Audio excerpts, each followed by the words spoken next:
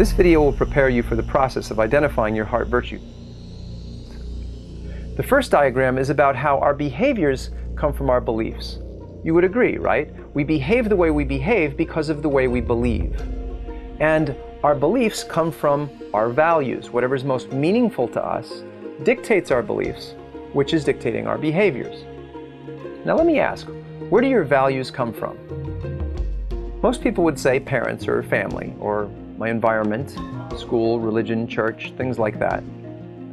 But what we know about the people that were heroes is they were living in alignment with something inside themselves. So notice where those answers are coming from. Our parents, school, from outside of us. What these heroes throughout history did was they lived in alignment with something on the inside. So our values are actually being dictated from inside us, something I call a virtue.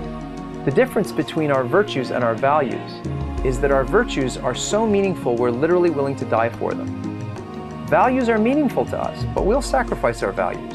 Our virtues are non-negotiable. Living life from the inside out, which is what the first diagram is about, means identifying what your heart virtue is, and then living in alignment with that.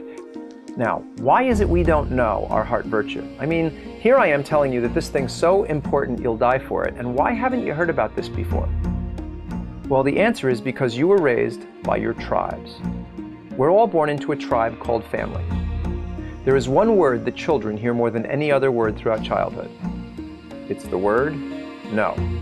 So, here's a 2-year-old. Remember when you were 2, you're like, yes, I love my life, and you're having a great time, and then all of a sudden you hear no. Now, wouldn't it be great if a 2-year-old could say, excuse me, I realize you have your own belief system, I've got mine, frankly, I'm having more fun than you, so why don't you back off, you might learn something. But a 2-year-old can't say that, can they? When a 2-year-old's told no or don't, they sort of fold in on themselves and they go, oh my God, what's wrong with me? And so here is where we develop a blind spot around our heart virtue. You see, it's so painful to know what's meaningful to me and not be able to go after it, that I would rather not know what's meaningful to me. So our heart virtue is being dictated from inside us. It's dictating our values, beliefs, and behaviors from inside us. However, we don't know what it is because our psyche forms a blind spot. So the one thing that's most meaningful to us, that we're willing to challenge the system for, is the one thing that we will develop a blind spot about. We'll forget it. We'll literally take the things that are most meaningful and dismiss them because in order to survive in a tribe, you're constantly sacrificing what's most meaningful to you for what's most meaningful to others. So, we have a heart virtue driving our values, beliefs, and behaviors, but because we were raised by tribes, we don't know what our heart virtue is. If I were to ask you where your life is on a scale from 1 to 10, what would you say? Most people would say about a 7. That's the normal answer.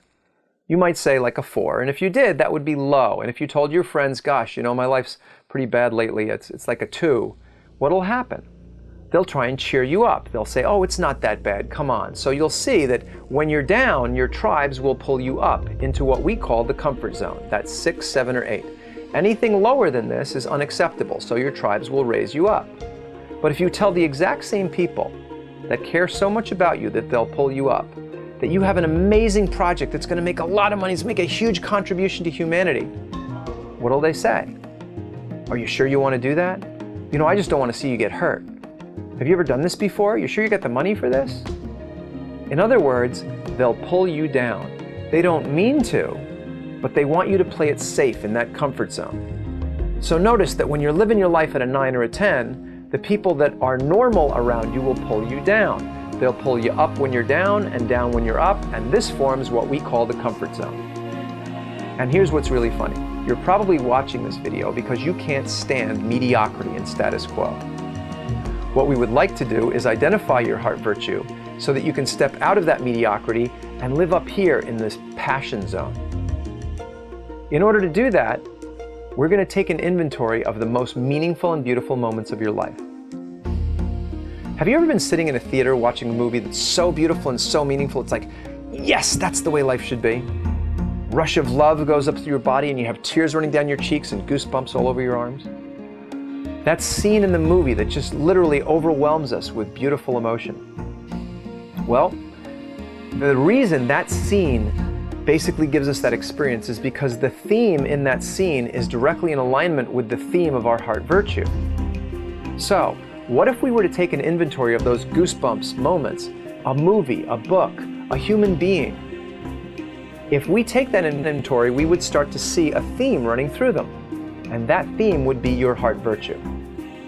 But there's a second experience we have, as powerful and as profound, and completely unavailable for manipulation. Have you ever been so angry it surprised you could get that angry? So angry you said things you wish you hadn't said? You did things you wish you hadn't done? Everyone's had that experience. But here's my point. Listen carefully. When you're enraged, would you be angry if you weren't committed to something? Isn't it true that every time you've been enraged, you've been committed to something beautiful that's either being blocked or violated?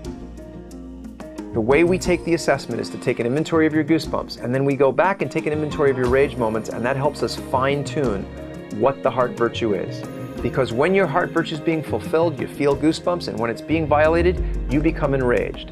And we've all had those experiences. And keep in mind, your heart virtue doesn't change from the day you're born till the day you die. So I can take an inventory of goosebumps or rage moments from childhood or adulthood or any time and identify your heart virtue. If we're going to do that, we want to make use of your second nervous system. Here's the third diagram. Did you know you had two nervous systems? Most people are told they only have one. Neurocardiologists have found that most of the cells of the heart are neural cells, not muscle cells as was previously believed. They are identical to the neural cells in the brain, operating through the same connecting links called ganglia, with the same axonal and dendritic connections that take place in the brain, as well as through the very same kinds of neurotransmitters found in the brain. In other words, there is a brain in the heart. This fascinated me, so I did a little research and I found out that not only do we have a brain in our heart, our lungs, kidneys, liver, stomach, and intestines are all packed with neural tissue. We probably have more brains from the neck down than from the neck up. And that is our second nervous system. Your second nervous system communicates through blood and through fields. When I was studying quantum physics in school, we learned about field theory. It's very interesting to note that your brain puts out an electromagnetic field that can be detected about 2 inches away. And your heart, every time it pounds, puts out an electromagnetic field that goes out about 30 feet. So, our heart is a very, very powerful part of our nervous system. In fact, for most people who are living a really fulfilling life, their heart is the compass for life, not their brain. Now, I'm not saying it's not important to be smarter, to use your brains. We want to be reasonable in a lot of things that we do, but when we really want to live a fulfilling life, that means being unreasonable. So, our second nervous system is living here in our torso, not here in our brain. And if we're really going to go through this heart virtue process of identifying your heart virtue, we're going to want to use your second nervous system because that's where what's most meaningful is stored. Our first nervous system is committed to being reasonable, and therefore it doesn't want to take risks. It wants things to make sense, and it wants to constantly be scanning for danger. It's committed to survival. But our second nervous system is committed to living a meaningful life. It wants to do something beautiful. It wants to make a contribution. And so therefore, it wants to take risks. So notice that not only do we have two separate nervous systems, these two separate nervous systems are working against each other.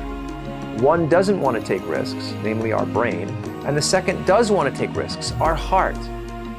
And if you're going to have a fulfilling life, it's probably going to have a whole lot more to do with your heart and what's going on in your torso than your brain. And our last diagram is about Maslow's hierarchy of needs.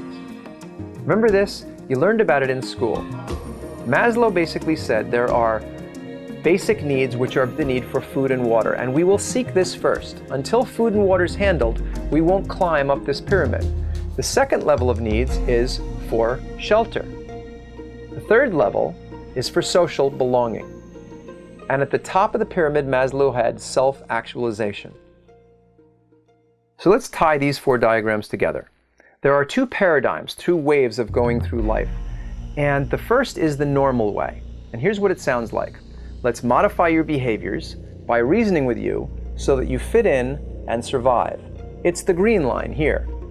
The second way to go through life is, let's identify what's most meaningful to you, living in your heart that gives you goosebumps and rage so that you end up self-actualized.